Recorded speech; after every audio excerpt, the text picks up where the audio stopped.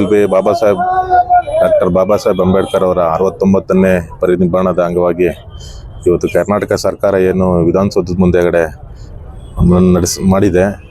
ಅದಕ್ಕೆ ನಮ್ಮ ಸಂಘಟನೆ ರಾಷ್ಟ್ರೀಯ ಅಂಬೇಡ್ಕರ್ ಸೇನೆ ಮತ್ತು ವಿವಿಧ ಸಂಘಟನೆಗಳು, ದಲಿತ ಪರ ಸಂಘಟನೆಗಳು ಎಲ್ಲ ಬಂದು ಬಾಬಾ ಸಾಹೇಬರ ಪಾದಕ್ಕೆ ಹೂವನ್ನು ಅರ್ಪಿಸಿ ಅವ್ರ ಮಾರ್ಗದರ್ಶನದಲ್ಲಿ ಅವ್ರ ಆಶೀರ್ವಾದದಿಂದ ಸಂಘಟನೆ ತೇರನ್ನು ಮುಂದಕ್ಕೆ ಕೇಳ್ಕೊಂಡು ಹೋಗ್ತೀವಿ.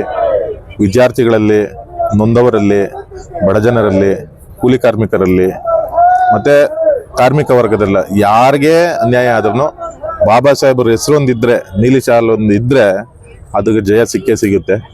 ಆ ಮಾರ್ಗದಲ್ಲಿ ನಾವು ಎಲ್ಲರೂ ಮುನ್ನಡೆಸ್ಕೊಂಡು ಬಾಬಾ ಸಾಹೇಬರ ರಥವನ್ನು ಮುಂದಕ್ಕೆ ಕೇಳ್ಕೊಂಡು ಹೋಗೋಣ ಅಂತ ಅಂದ್ಬಿಟ್ಟು ಒಂದು ಪಣ ತೊಟ್ಟಿದ್ದೀವಿ. ಬಾಬಾ ಸಾಹೇಬ್ ಅಂಬೇಡ್ಕರ್ ಅವರ 69ನೇ ಪರಿನಿಬ್ಬಾಣ ದಿನದಂದು ಸ್ಮರಣೆ ಮಾಡೋದಕ್ಕೋಸ್ಕರ ವಿಧಾನಸೌಧದ ಮುಂಭಾಗ ಅವರ ಪ್ರತಿಮೆಗೆ ಮಾಲಾರ್ಪಣೆ ಮಾಡೋದಕ್ಕೋಸ್ಕರ ಬಂದಿದ್ದೀವಿ.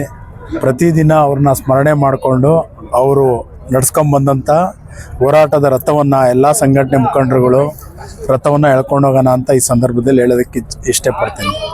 ಇವತ್ತಿನ ದಿವಸ ಡಾಕ್ಟರ್ BR ಅಂಬೇಡ್ಕರ್, ಬಾಬಾ ಸಾಹೇಬ್ ಅಂಬೇಡ್ಕರ್ ಅವರ ಮಾಲಾರ್ಪಣೆ ಸಲ್ಲಿಸಿ ನಾವು ಅವ್ರ ಪಾದಕ್ಕೆ ಹೂವುಗಳನ್ನು ಅರ್ಪಿಸ್ತಾ ಇವತ್ತು ವಿಧಾನಸೌಧ ಮುಂದೆ ಬಂದಿದ್ದೀವಿ. ನಮ್ಮ ಸಂಘಟನೆಗಳು, ಎಲ್ಲ ಸಂಘಟನೆ ಪದಾಧಿಕಾರಿಗಳು ಇದ್ದಾರೆ, ರಾಜ್ಯಾಧ್ಯಕ್ಷರು ಇದ್ದಾರೆ, ಅವ್ರಿಗೆಲ್ಲ ಜೈ ಭೀಮ್ ಹೇಳ್ತಾ